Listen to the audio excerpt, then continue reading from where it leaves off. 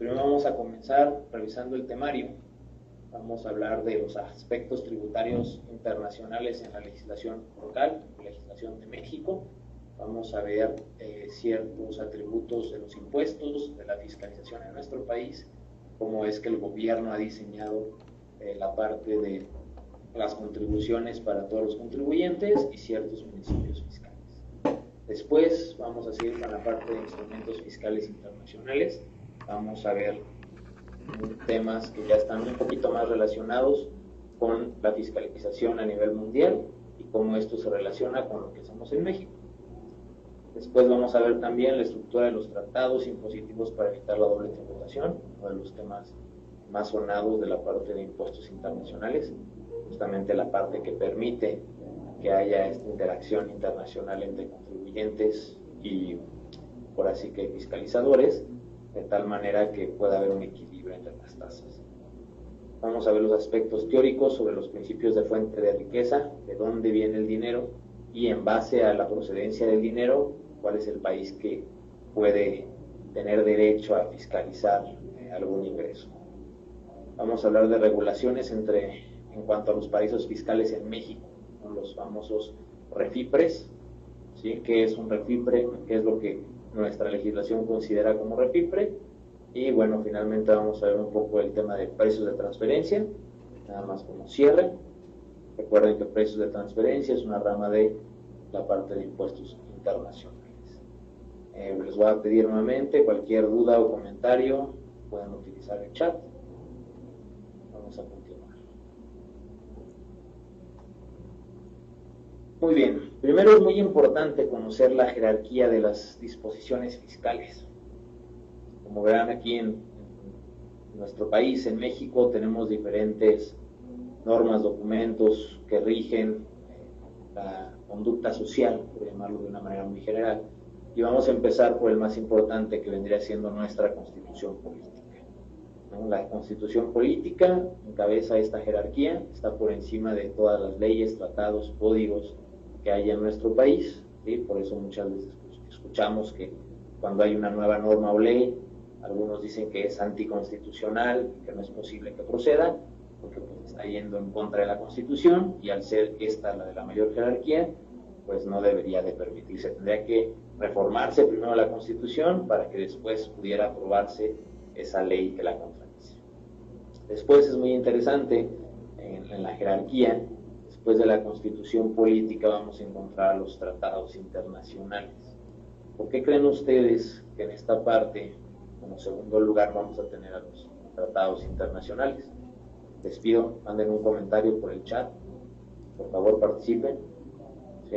¿Por qué se les ocurre que después de la Constitución Política y antes del Código Fiscal, antes de nuestras leyes principales, por qué podríamos o por qué debemos jerarquizar primero a los tratados internacionales?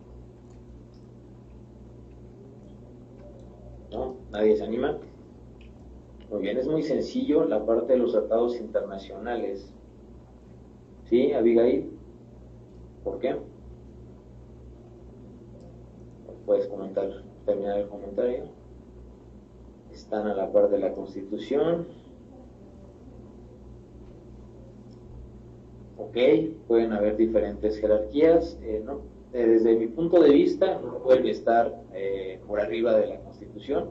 La Constitución es nuestro régimen máximo, ¿sí? Pero los tratados sí están por arriba del código y de la ley, porque justamente adecúan ciertas leyes, ciertos códigos, para que pueda haber una interacción con otros países.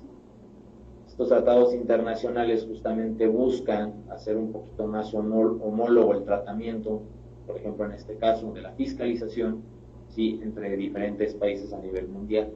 Por lo tanto, es muy probable que un tratado pues vaya en contra de lo que dice el código o lo que dice alguna ley. Por ejemplo, los tratados para evitar la doble tributación cambian o afectan de alguna manera cómo se va a tributar, ¿sí? En nuestro país, si también la procedencia o la fuente de riqueza de los ingresos tiene sincronía o tiene sinergia con algún otro país. Entonces estaría afectando probablemente la ley del impuesto sobre la renta, y por lo tanto, para poder estar teniendo un efecto, debe tener mayor jerarquía. Pero bueno, después de los tratados internacionales vamos a tener el Código Fiscal de la Federación y su reglamento. El Código Fiscal de la Federación nos va a indicar mucho la base de las leyes, ¿sí? Muchos conceptos importantes en la parte legal, mucho en la parte del derecho. Ahorita nosotros vamos a enfocar mucho en la parte impositiva, pero bueno, el Código Fiscal habla también de algunas otras leyes, la ley aduanera, ¿sí? Pero principalmente habla de la ley del impuesto sobre la renta, el IVA, etc. Después del Código Fiscal vamos a tener efectivamente estas leyes fiscales y sus reglamentos. También, como ustedes ya sabrán, toda ley normalmente viene junto con un reglamento en donde vienen ciertas adecuaciones o especificaciones de los artículos de cada una de estas leyes. Después de las leyes vamos a tener los decretos. No recuerden que los decretos, seguramente han escuchado por ahí la parte del decreto presidencial, afectan alguna ley, alguna norma, quizás es alguna adecuación también, y las famosísimas resoluciones misceláneas. Las resoluciones misceláneas pues también van a generar explicaciones o adecuaciones a ciertas leyes cuando la ley en sí, el artículo, presente cierta ambigüedad. Con las resoluciones misceláneas pues se va a poder dar una mayor explicación o adecuación a estas leyes. De la misma manera tenemos criterios internos, circulares y normativas, pero bueno, al final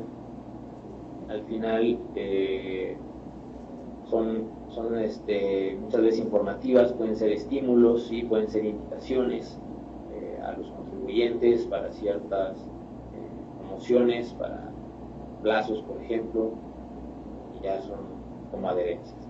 Por ahí comenta Alberto, si pueden considerar que la resolución miscelánea es impositiva. Sí, normalmente las resoluciones misceláneas van a ir a la par de la ley del impuesto sobre la renta, pero pues puede también afectar a otras cosas.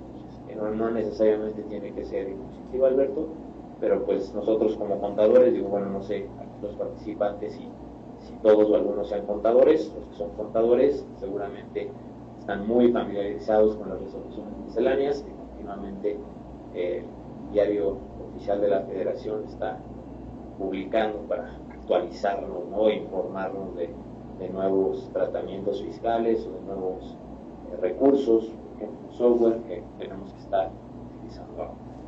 Muy bien, entonces esta es la jerarquía. Es muy importante que entendamos cómo están jerarquizadas nuestras normas, de tal manera que sepamos cómo priorizar una sobre la otra y poder, pues al final, quizás defender algún principio, ¿sí? Defender algún cliente ya de manera más específica en base a lo que dice la Constitución, si alguna ley está un poco ambigua o está contradiciendo nuestros derechos.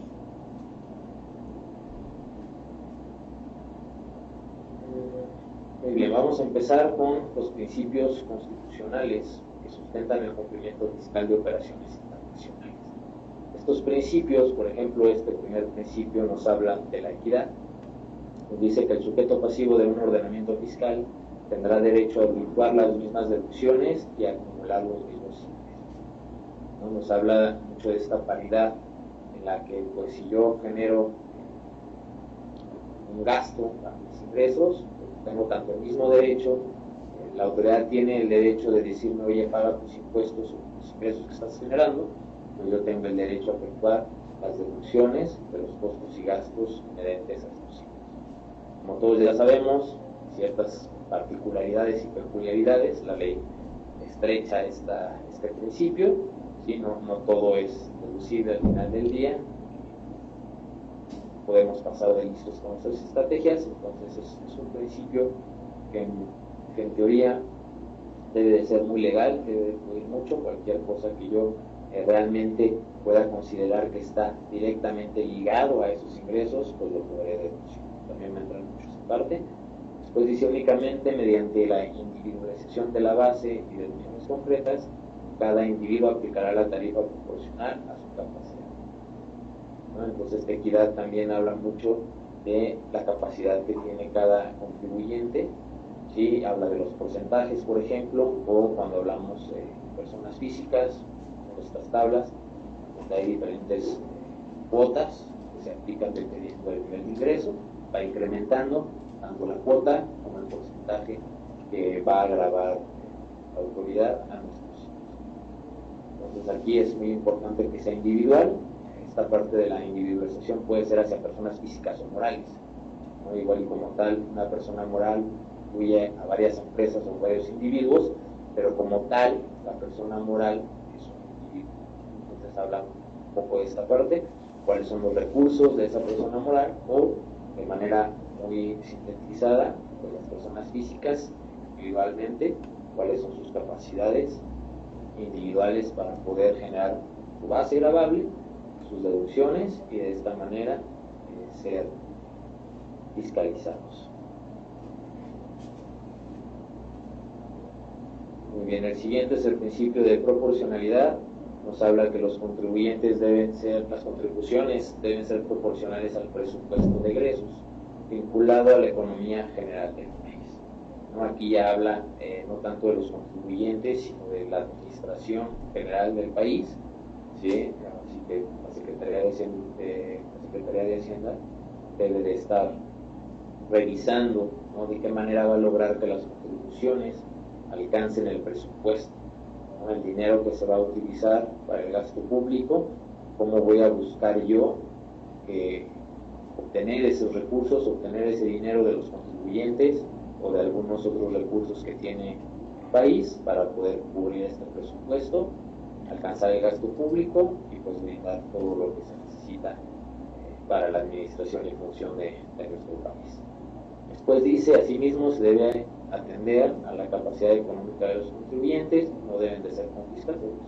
Esto quiere decir que los impuestos pues no deben de cobrar más allá de lo que el contribuyente requiere, podemos decirlo de manera muy drástica, hasta para vivir, ¿no? Ustedes podrán ver también en la ley que si tu ingreso es sumamente mínimo, ¿sí?, salario mínimo, digamos, o menor al salario mínimo, el impuesto que se cobra es nulo, porque pues, si una persona no tiene para comer o apenas tiene para comer, si le quitamos ese poco que tiene, pues sería algo confiscatorio, no permitirá el desarrollo de esa persona.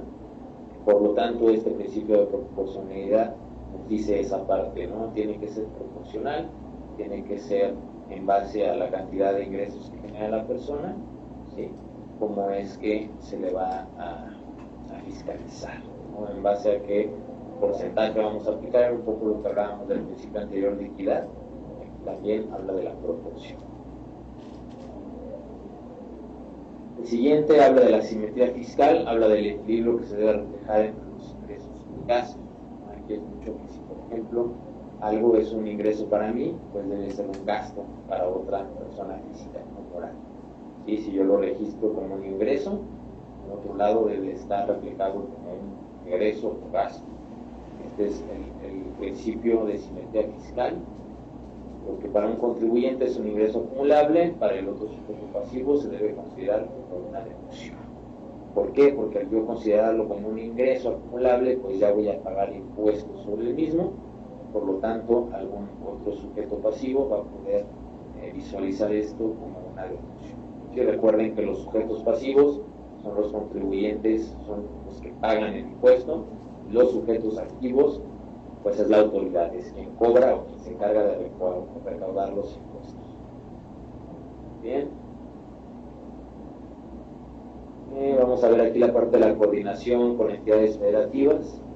Hablamos de que en México la forma de gobierno es una república representativa, democrática, federal, está compuesta de estados libres y soberanos, todo lo concerniente a un régimen interior, pero unidos en una federación. Entonces hablamos de que es una república representativa y democrática. Como nosotros sabemos, aquí hay una democracia, votamos por nuestros gobernantes, todos tienen derecho al voto, ¿sí? Votamos por representantes, ¿no? Nos representan en la Cámara, nos representan el gobierno de manera general, ¿sí? Y además somos una federación. La parte de la federación habla de alguna manera de la parte central del país, ¿no? Todo está monitoreado en el centro. No hablábamos antes de un distrito federal, ¿sí? Antes existía, ahora ya es la Ciudad de México, como tratan de descentralizar esta parte, pero al final del día seguimos siendo una federación, sigue siendo un régimen centralizado, Desde ahí el gobierno puede monitorear todo, distribuye gasto público, recauda. Una vez que vemos la parte general del funcionamiento recaudatorio de nuestro país, vamos hacia lo particular. Siguen los estados, adoptan para su régimen interior una forma de gobierno similar, republicana, representativa, popular. Tienen como base de su división municipios libres. Estos municipios están investidos de personalidad jurídica y manejan su patrimonio conforme a la ley. Y vamos a ver qué tipo de ingresos son los que tienen dependiendo del nivel, ¿no? Esta podría ser como la jerarquía de las entidades del país. Y dice que la hacienda de los municipios se formará por los rendimientos de los bienes que les pertenezcan, ¿no? ¿Cuáles son los bienes que les pertenecen? Pues ocupan en su territorio. Conocemos el caso del predial, si es un impuesto que se paga a nivel municipal, es parte del patrimonio del municipio, y así como las contribuciones y otros ingresos que las legislaturas establezcan a su favor, muchas veces también es de los servicios, ¿no? Los servicios que presta el municipio, pues de esos es de donde ellos pueden obtener contribuciones para su administración interna. Además, obviamente, de la parte que les corresponde, de la contribución federal. Muy bien, coordinación con entidades federativas. Vamos a saber que adicionalmente la hacienda de los municipios va a estar integrada por contribuciones que establezcan los estados sobre la propiedad inmobiliaria, su fraccionamiento, división, consolidación, traslación, mejora, así como para el cambio de valores de inmuebles. No todo está muy ligado con la parte territorial y lo que sucede dentro de este territorio. Eso es lo que más va a poder manipular y con lo cual va a poder generar recursos en el municipio.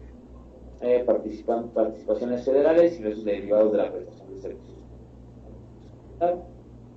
Abajo de cada una de las diapositivas viene el artículo de la Constitución, de donde se está tomando esta información para fines informativos. Que ustedes sepan de dónde dice esto, ¿no? ¿Por qué lo estamos mencionando? A continuación vamos a hablar del decreto de promulgación de la Convención de Viena sobre el derecho de los tratados entre estados de organizaciones internacionales o entre organizaciones internacionales, adoptada en la ciudad de Viena, Austria, el 21 de marzo de 1986. Con este decreto de promulgación empieza a generarse una mayor formalidad en cuanto a los tratados que se empiezan a generar a nivel internacional. Y muchos de los tratados internacionales empiezan a surgir efecto o empiezan a fortalecerse a partir de los años 90, más o menos, justo después de esta convención. En esta convención lo que se busca es lograr que las personas, o que los países más bien, se puedan tener una referencia de cómo es que se deben llevar a cabo los tratados, ¿no? Cuál es la estructura, por ejemplo, de un tratado, cómo es que deben de elaborar este tratado, qué deben de considerar, cuál es el objetivo principal del tratado. Todo esto se ve en este decreto, países que participan, y para los que no participan de cualquier manera es algo informativo, en donde ellos pueden tomar nota, pueden tomar lo que se decretó en esta parte para adherirlo a sus leyes internas y de esta manera pues aplicar los tratados internacionales cuando entren en contacto con otros países. Bien. Su alcance está en el ámbito de los tratados entre uno o varios estados. Hablamos de tratados unilaterales con un estado, bilaterales cuando son dos estados, o multilaterales cuando son tres o más estados o organizaciones internacionales. También este decreto abarca la parte de los tratados entre organizaciones, no nada más entre estados, de tal manera que también hay una estructura similar y pues se tenga una pauta general a la hora de generar un tratado, para que también cuando lo visualicemos, cuando tengamos que consultarlo, pues nosotros ya tengamos un parámetro, ¿no? Cuando usamos una estructura, haya un estándar general y entonces se puedan identificar las partes del tratado y sea más fácil su uso y su aplicación. De manera interna en nuestro país tenemos la ley sobre la celebración de tratados. Este regula los tratados y acuerdos interinstitucionales en el ámbito internacional. Son tratados celebrados entre el gobierno de los Estados Unidos mexicanos y uno o varios sujetos de derecho internacional público. ¿Sí? Puede ser un país, puede ser una organización, acuerdos interinstitucionales entre una dependencia u organismo descentralizado de la administración pública federal, estatal o municipal y uno o varios órganos gubernamentales u organizaciones internacionales. Esto nos dice que esta ley va a regular absolutamente cualquier tipo de tratado que haya desde el nivel municipal, estatal o federal y también a nivel organización, ¿no? Cualquier sujeto de derecho público. Nuevamente lo que va a hacer es, fue lo de la Convención de Viena. Ese decreto nos decía a nivel mundial cuáles eran las recomendaciones.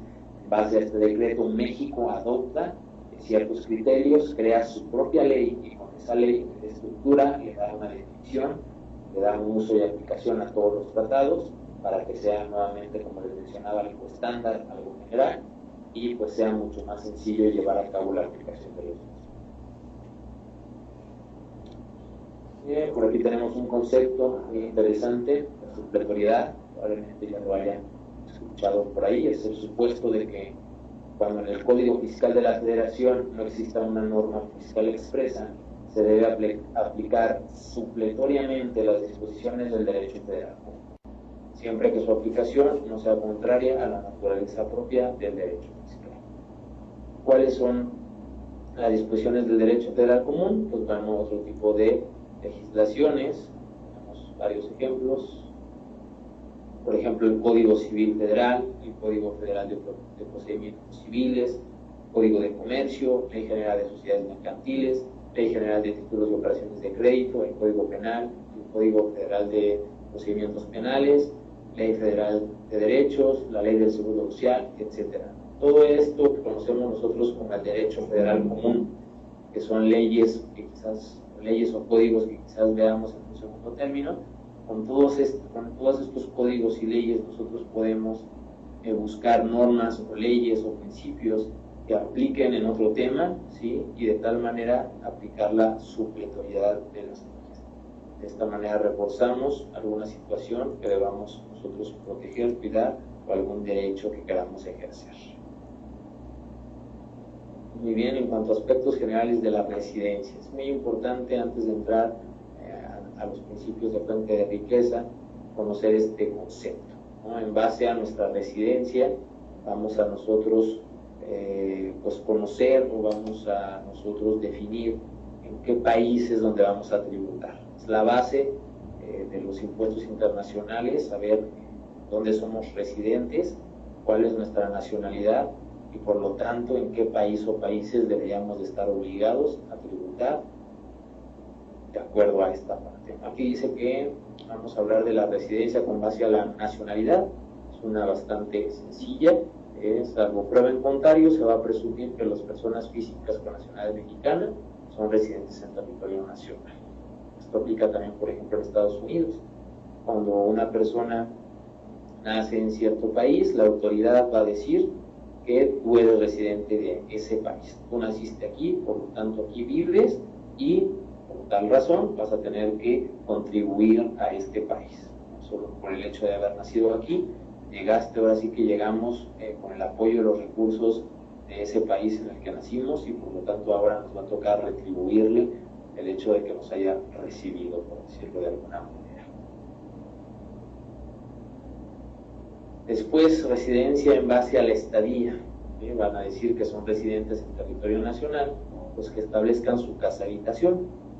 Cuando las personas físicas de que se trate también tengan casa habitación en otro país, se considerarán residentes en México si en territorio nacional se encuentra su centro de intereses vitales. Bueno, aquí pasa mucho que dice, este principio, o más bien esta residencia en base a la estadía, pues de manera muy directa dice que pues, si tú tienes una casa en México, vas a ser residente de México.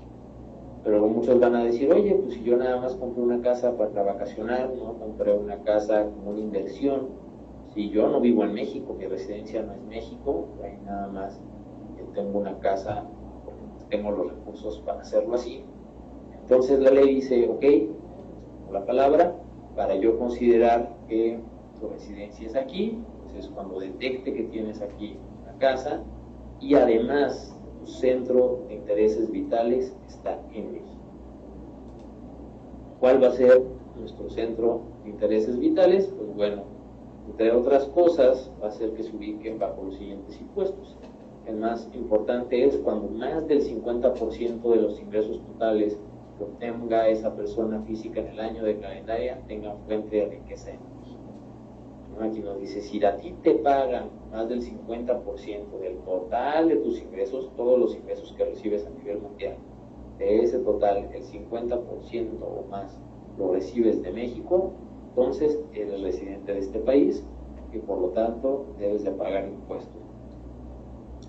Además dice que cuando en el país tenga el centro principal de sus actividades profesionales, ¿sí? Igual dices, oye, no, pues yo aquí trabajo 8 horas al día, de lunes a viernes, pero tengo acciones en la bolsa, tengo propiedades en el extranjero y esas propiedades o esas acciones me dan más del 50% de mis ingresos, ¿no? Yo no soy residente, yo no voy a pagar impuestos en México.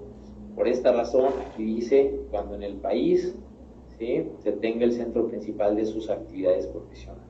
Si la autoridad detecta que aunque el 50, o más bien la mayoría de tus ingresos no son de México, pero tú te la pasas aquí trabajando, pues eso va a significar para la ley que tus actividades profesionales tienen como base este país y te va a fiscalizar. Un punto importante es que los de la nacionalidad mexicana que sean funcionarios del Estado o trabajadores del mismo, aun cuando sus centros de intereses vitales se encuentran en el extranjero.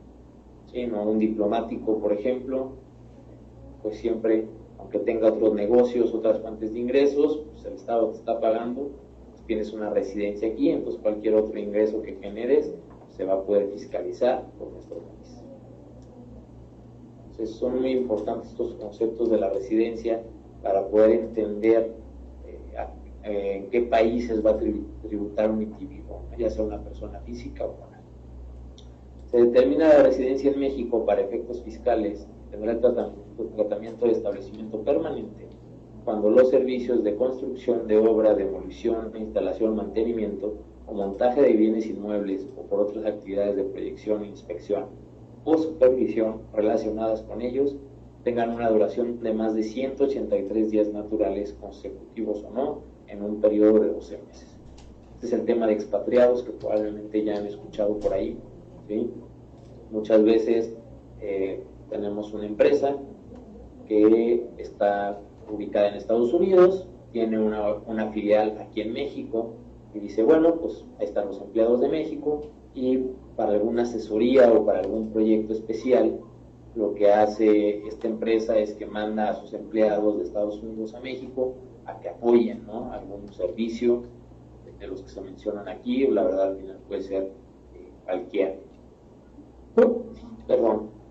al final puede ser cualquier tipo de actividad en la que se suscite, ¿sí?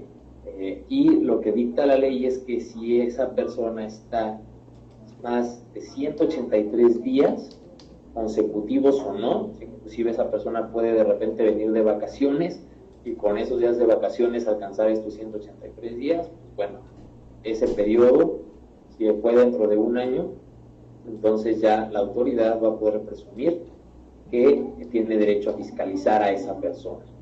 Y obviamente van a tener una obligación inherente de reportar, tanto la empresa mexicana, digamos, la empresa que está contratando los servicios aquí, va a estar revisando a esa persona, la va a fiscalizar, y pues también a la empresa extranjera, ¿no?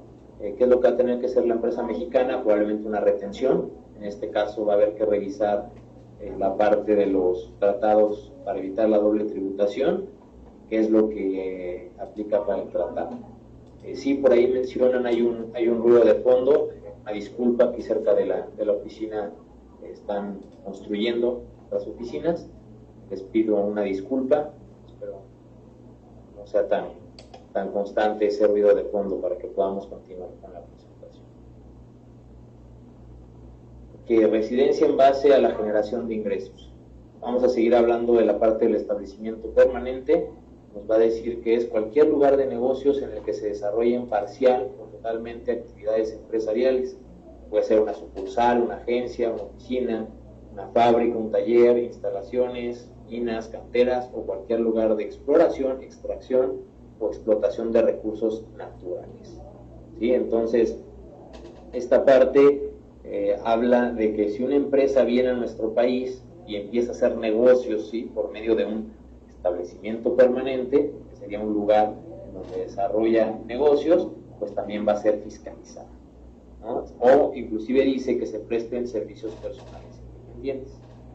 Es muy importante tener en cuenta esta parte porque a veces una empresa extranjera puede pretender que no está llevando o que no está constituyendo una empresa en nuestro país, pero se asocia con alguien, por ejemplo, o da ciertos poderes de su marca a una persona, y entonces eso ya se puede tomar como si fuera una sucursal, como si fuera una oficina, y entonces la autoridad va a buscar la manera de fiscalizar. Hay que tener mucho cuidado con estos detalles.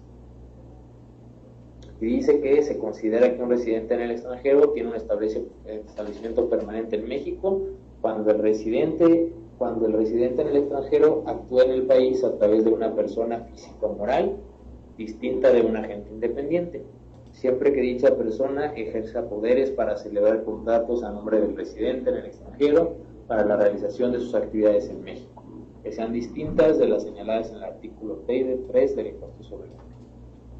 Entonces, aquí lo que nos va a decir la autoridad es que si tú generas, como les decía, una alianza, tienes una persona, tienes un representante, entonces, por ejemplo, un representante legal, estás dando ya poderes legales a esa persona para tomar decisiones, ¿sí?, en torno al rumbo de tu negocio, y por lo tanto ya te va a poder fiscalizar.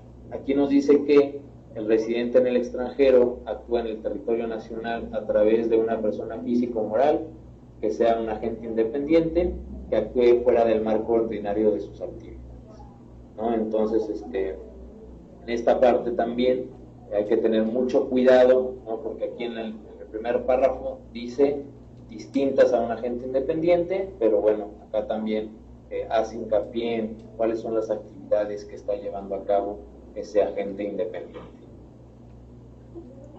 Un segundo.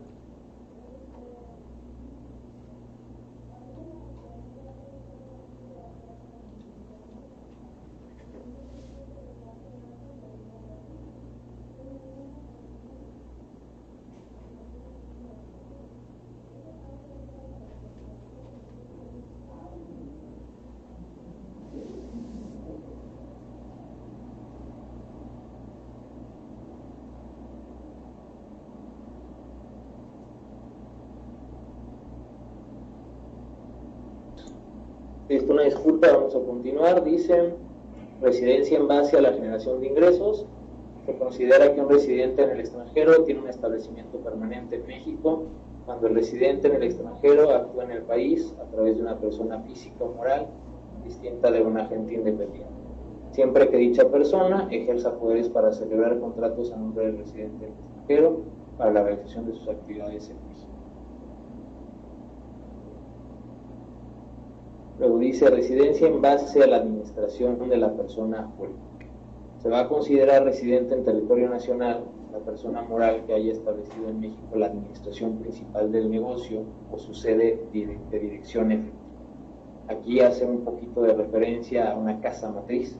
Nosotros hemos escuchado de empresas transnacionales, ¿sí?, que muchas veces pueden decir: oye, pues aquí mira, no estoy fabricando nada, no estoy generando ningún tipo de ingresos, nada más estoy poniendo aquí en mi casa matriz, pues por cuestiones estratégicas, quizás por cuestiones fiscales, administrativas o financieras, y pues bueno, la autoridad va a detectar que esa empresa está colocando aquí su administración principal y por lo tanto también la va a fiscalizar.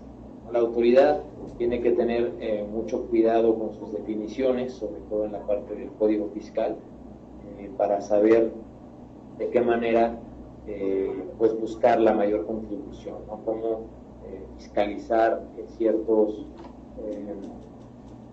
¿cómo se dice?, ciertos personas morales, ¿sí?, ciertos extranjeros están tratando de generar nuevas estrategias, pues hay que dejarlo todo muy en claro en la ley para que pueda tener un efecto, ¿no?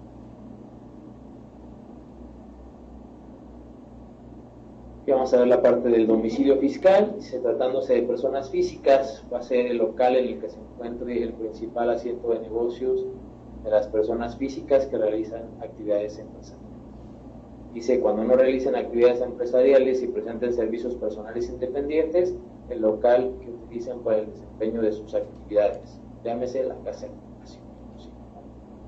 Si tú llevas a cabo tus actividades desde tu casa está en México, pues entonces aquí va a ser tu domicilio fiscal y de esa manera aquí va a ser tu residencia y por lo tanto debes de pagar impuestos en México. Tratándose de personas morales, pues residentes en México, igual el local en el que se encuentra la administración principal del negocio. Ya lo comentábamos, en este caso puede ser una casa matriz, ¿sí? O puede ser también la parte administrativa, ¿no? La parte directiva de esta empresa, y aunque no genere ninguna producción, ¿sí? Que no genere que no genere ninguna parte productiva, el fisco, si ve que la administración se encuentra en el país, pues lo va a fiscalizar. Personas morales con establecimiento permanente en México, pues tratando de establecimientos de personas morales residentes en el extranjero, dicho establecimiento, y en el caso de varios establecimientos, en lugar de la administración principal del negocio en el país, o en su efecto el que se designe, ¿no? Aquí a veces las personas morales van a buscar, hablábamos de sucursales, oficinas, ¿no? Van a buscar un posicionamiento de mercado. Hay que tener mucho cuidado porque cuando se considere establecimiento permanente, entonces la autoridad va a tener el derecho de fiscalizarlos. Aunque esos productos, por ejemplo, se vendan en el extranjero, si los están fabricando aquí, deben de tener ciertos requisitos, deben de cumplir con ciertas leyes aduaneras o fiscales, como por ejemplo las maquiladoras. Tratándose de establecimientos no permanentes, ¿sí? Es importante saber qué es lo que la ley no considera establecimiento permanente, pues sería una instalación para almacenar o exhibir bienes o mercancías pertenecientes a este residente, ¿no? Si tú dices que es un lugar en donde nada más tienes mercancías para exponerlas, ¿no? Vamos a suponer que estás buscando penetrar un nuevo mercado y te interesa saber pues cuál va a ser el efecto que va a tener la aceptación. Puedes tú mostrar tu mercancía y mientras no generes un ingreso, pues la autoridad no te va a poder fiscalizar, ¿sí? Una vez que ya empieces a generar algún negocio, y cuando ya empieces a vender, ahí sí ya la autoridad se va a considerar que tú estás generando una fuente de riqueza en el país, te va a cobrar impuestos. Aquí también dice que un lugar de negocios para comprar bienes o mercancías para residentes en el extranjero. Un residente en el extranjero puede colocar una bodega en el país y en esa bodega pues almacenar bienes o mercancías locales que se lleva para producir al extranjero y vender desde el extranjero. Tampoco sería un establecimiento permanente. Es importante conocer estas diferencias para a veces también poder dar una buena asesoría a ciertos clientes, ¿sí? O nosotros verlo en la empresa en la que estamos, cuando cumple o cuando no cumple con lo que menciona la ley. Objeto que persiguen las normas jurídicas tributarias en materia internacional. Estas normas jurídicas en el ámbito interno, ¿sí? Van a ser los convenios impositivos para evitar la doble tributación, ¿no? Van a permitir la configuración del ingreso universal y por lo tanto facilitan a los estados contratantes un control sobre las operaciones en que se involucran sus residentes. Vamos a llamarle ingreso universal a la acumulación o la suma de todos los ingresos que tiene una persona física o moral alrededor del mundo, ¿no? Si tienes ingresos en diferentes países, ¿sí? Uno tiene que sumar todo eso y entonces eso se va a denominar como ingreso universal. Ustedes van a decir, oye, pues yo debería de pagar impuestos en el país en donde los genero, ¿no? En donde se encuentra la fuente de la riqueza, pero no. Recuerden que también puedes tener residencia en base a tu nacionalidad o en base a tu principal fuente de actividades.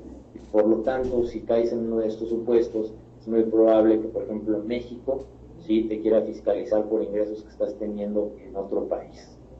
Entonces, es muy importante también la parte de los tratados para evitar la doble tributación. ¿Sí? Aquí dice los convenios impositivos, esos van a permitir también el intercambio de información.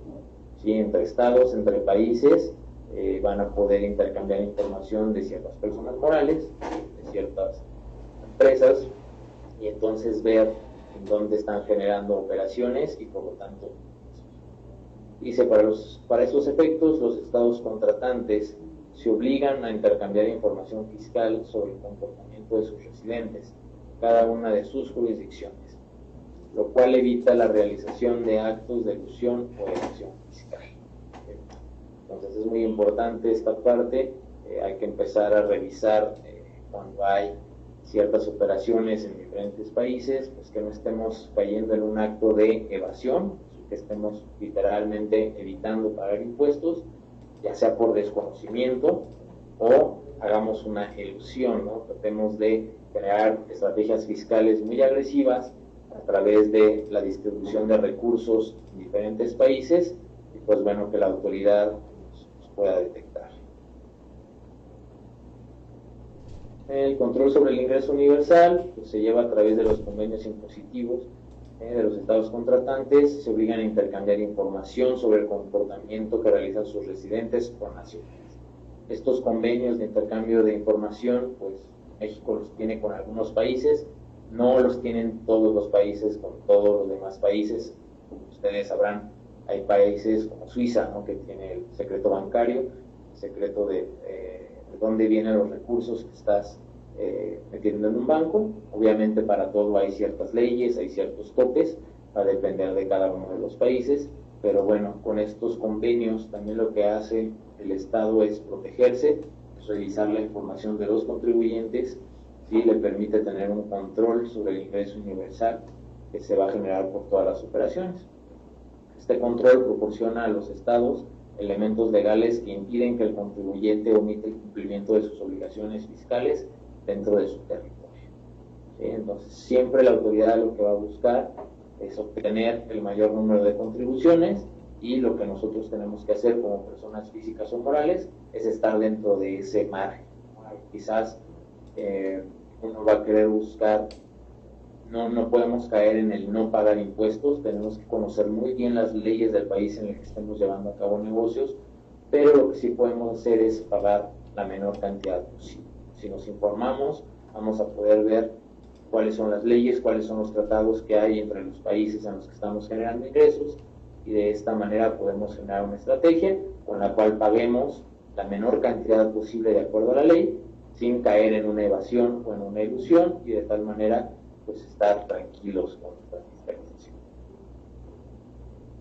Equidad ante la doble tributación es muy importante.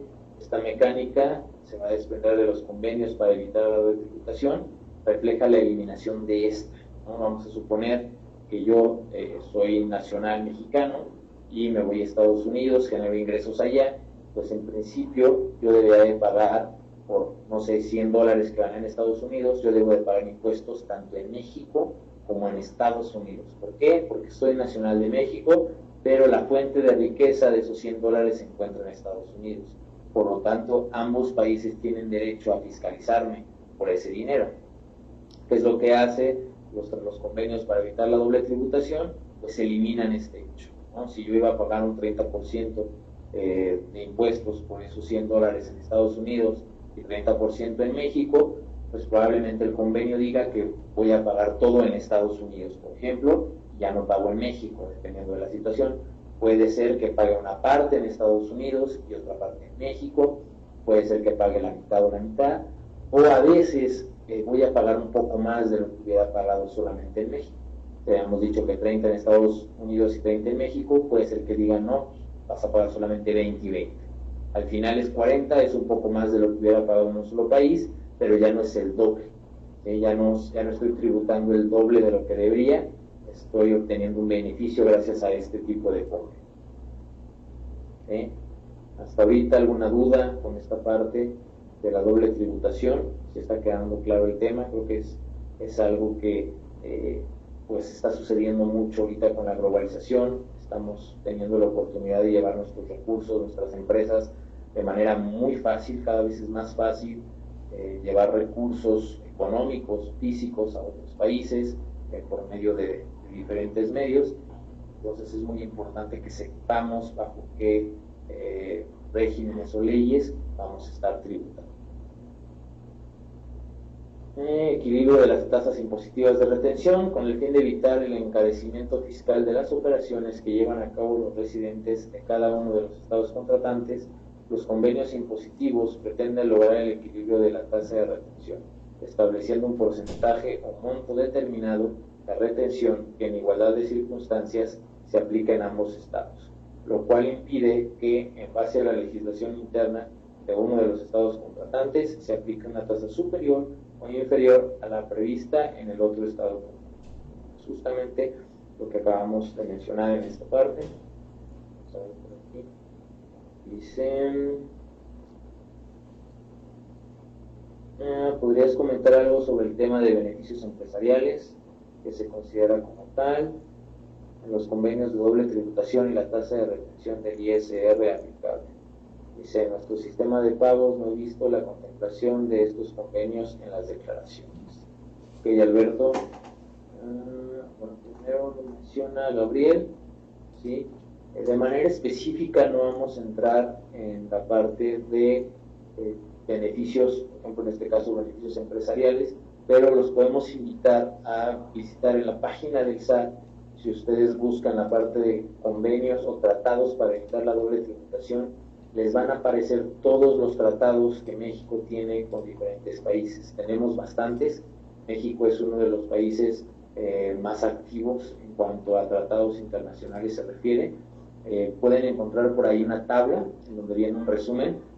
Si hay beneficios empresariales, va a depender mucho de la actividad y sobre todo va a depender del país. ¿Sí? Por eso lo que yo les puedo comentar es eso.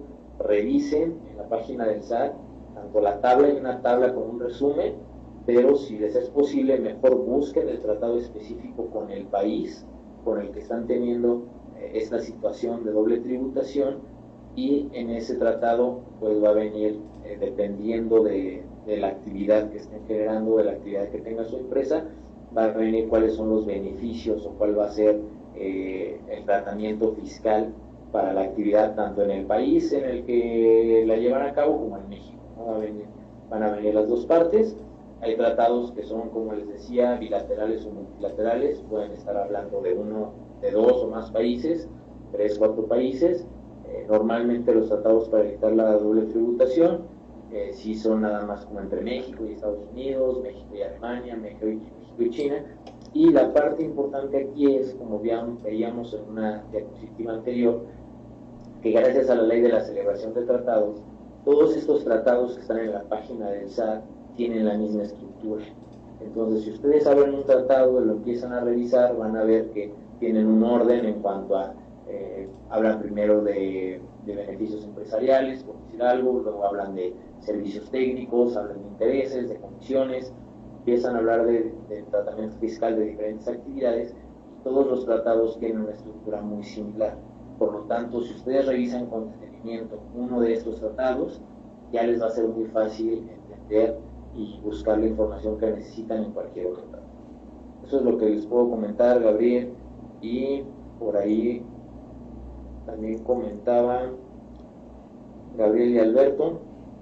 Sí, eso es lo que les puedo yo mencionar al respecto para que estén al tanto, ¿no? Y dice tratados en materia fiscal y cuestiones relacionadas. Ya nos hizo favor Gabriel de compartir la liga. En esta liga ustedes pueden revisar esta parte.